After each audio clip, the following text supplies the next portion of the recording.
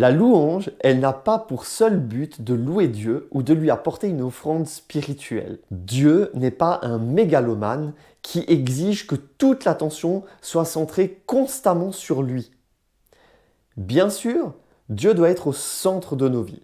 Et c'est d'abord vers lui qu'on doit venir, parce qu'il en est digne et parce qu'il est la source de tout ce dont on a besoin pour faire le reste. Donc Dieu est au centre, mais il n'est pas la seule chose qui existe et jamais il ne nous demandera d'oublier tout ce qu'il y a autour pour se concentrer uniquement sur lui. Vous savez, Dieu nous demande de penser comme lui, il nous demande de sonder quel est son cœur et de l'imiter lui, de faire comme lui. Et Dieu ne passe pas tout son temps à se concentrer sur lui-même uniquement.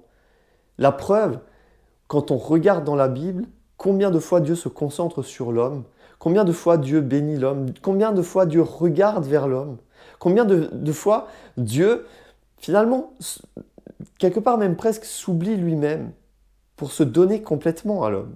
Si je dis ces choses, c'est parce que si on ne les comprend pas, on est incapable aussi de comprendre les mécanismes profonds de la louange. J'ai commencé à dire dans la première vidéo qu'il y a deux faces à la louange. Une face terrestre, tournée vers l'homme, et une face céleste, tournée vers Dieu. Sur sa face terrestre, la louange, elle va jouer un rôle au niveau de l'enseignement, de l'exhortation, du témoignage, du souvenir de ce que Dieu fait. Et à mi-chemin entre cette face terrestre et la face céleste de la louange, eh bien, Dieu va utiliser la louange comme un instrument d'unité. Dieu va utiliser la louange dans plusieurs aspects de l'unité. Il ne s'agit pas seulement de dire qu'on chante ensemble dans un culte en commun pour montrer qu'on est capable de s'entendre, qu'on est capable de rester assis les uns à côté des autres et de venir devant Dieu tous ensemble malgré les choses qui nous différencient. Comme pour la prière, comme pour l'adoration, la Bible, elle nous encourage à vivre une louange qui soit profondément ancrée dans l'inspiration du Saint-Esprit. Bien sûr, il ne suffit pas juste d'ouvrir ta bouche et de laisser sortir tout ce qui vient blablabla. L'inspiration, c'est une collaboration. C'est une façon de vivre l'intimité, de vivre l'unité avec l'Esprit de Dieu qui vit en nous. Le compositeur qui travaille à l'écriture d'un chant, il peut être tout aussi inspiré que le leader qui se laisse conduire dans l'onction d'un moment où l'Esprit agit de façon palpable pendant un culte, pendant une rencontre. Donc, dès la base, dès l'écriture d'un chant ou toute forme de louange qui existe, avec la créativité qui va avec, Dieu utilise ces moments, il utilise cette collaboration, cette inspiration avec l'Esprit pour travailler l'unité entre son serviteur et lui. Maintenant, allons un cran plus loin, entre la scène et ce qui va se passer dans le public. Dieu va utiliser la louange pour nous aligner les uns les autres, en nous mettant sur un pied d'égalité. Que tu sois pauvre, que tu sois riche, que tu sois un jeune converti que personne ne connaît, ou que tu sois le grand prédicateur international. Dans la louange, Dieu nous aligne tous au même niveau. Les barrières disparaissent. Ta condition, tes origines, la force de ta foi ne te donne plus aucun avantage ou désavantage dans la présence de Dieu quand tu es dans la louange avec les autres. Même celui qui chante le plus mal, il est à pied d'égalité avec les meilleurs chanteurs parce qu'il peut dire les mêmes paroles, il peut donner la même gloire, il peut prononcer les mêmes choses glorieuses que celui qui est devant et qui chante dans le micro. Alors ça paraît rien. Mais réfléchissez-y un peu. Il y a beaucoup de prédicateurs qui prennent l'exemple de la reine d'Angleterre ou du président des États-Unis et ils vous disent que pour vous présenter devant eux, il y a tout un protocole à suivre. On ne peut pas venir n'importe comment devant la reine d'Angleterre. Il faut être habillé d'une certaine façon, il faut être comme ci, il faut être comme ça, il faut apporter tel cadeau, il faut apporter telle offrande, il faut se comporter comme ci, se comporter comme ça. Et ils vont vous dire que quand on vient devant Dieu, c'est la même chose. Ce qui me dérange profondément dans ces images, c'est que je vois rarement des gens normaux se tenir devant la reine d'Angleterre ou devant le président des États-Unis. Le protocole est tellement compliqué pour accéder jusqu'à eux que très peu de gens peuvent effectivement y venir. Et quand on prend cette image pour parler de Dieu, les gens ne sont pas dupes. Il y en a qui vont se sentir indignes Il y en a qui vont se sentir idiots parce qu'ils ne savent pas comment faire. Et d'ailleurs, on le sait, la reine d'Angleterre, le président des US, ils vont pas recevoir de la même manière un autre président qu'ils recevraient quelqu'un même de leur propre peuple. La louange, elle vient effacer tout ça. Dieu, il n'est ni la reine d'Angleterre, ni le président des États-Unis.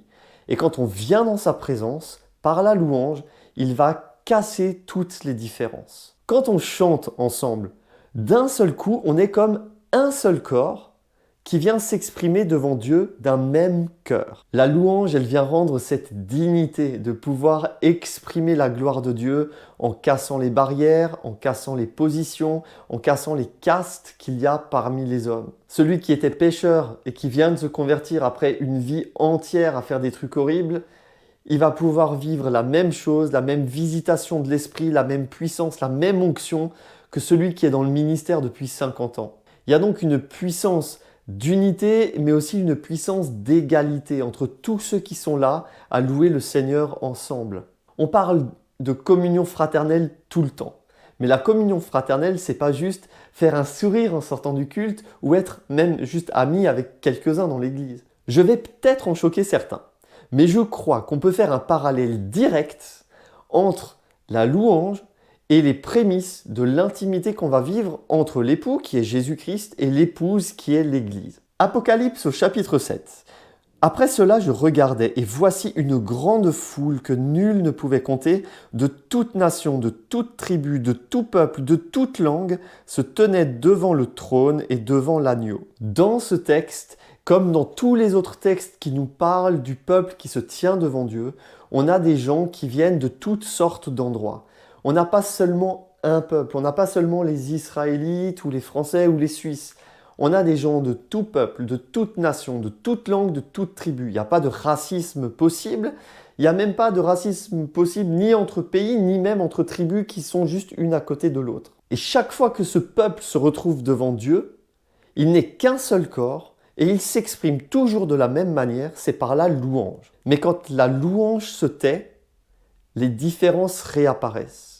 Tout à coup, dans le ciel, on retrouve deux groupes. D'un côté, les chrétiens normaux, et de l'autre côté, des chrétiens qui ont une revendication.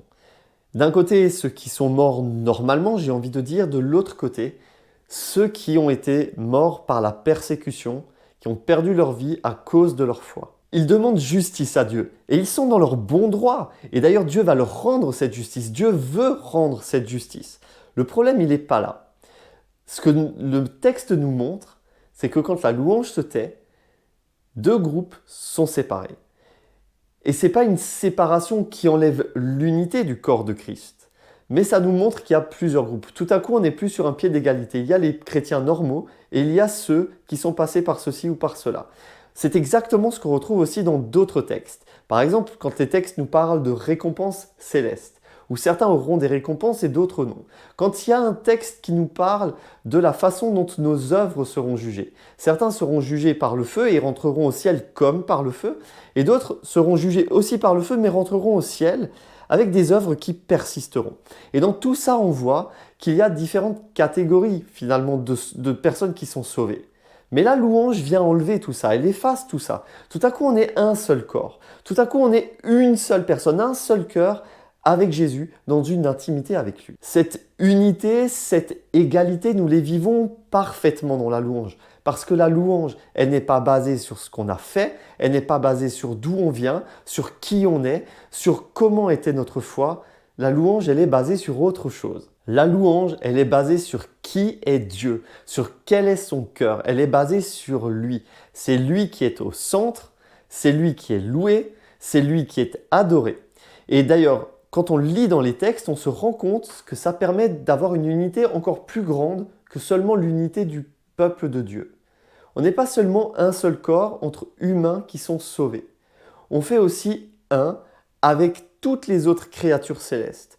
Et parfois même, on le voit dans les psaumes, il y a une unité qui se fait avec toute la création qui chante et qui loue Dieu. Vous, créatures du ciel, vous, la nature, les arbres, les collines, les mers, vous, peuple de Dieu, venez adorer le Seigneur. La louange est donc bien centrée sur Dieu. Et c'est parce qu'elle est centrée sur lui qu'elle permet de vivre cette unité, de vivre cette égalité. C'est parce qu'elle est centrée sur Dieu qu'elle permet d'unifier autour de lui la création et toutes les créatures qui en font partie.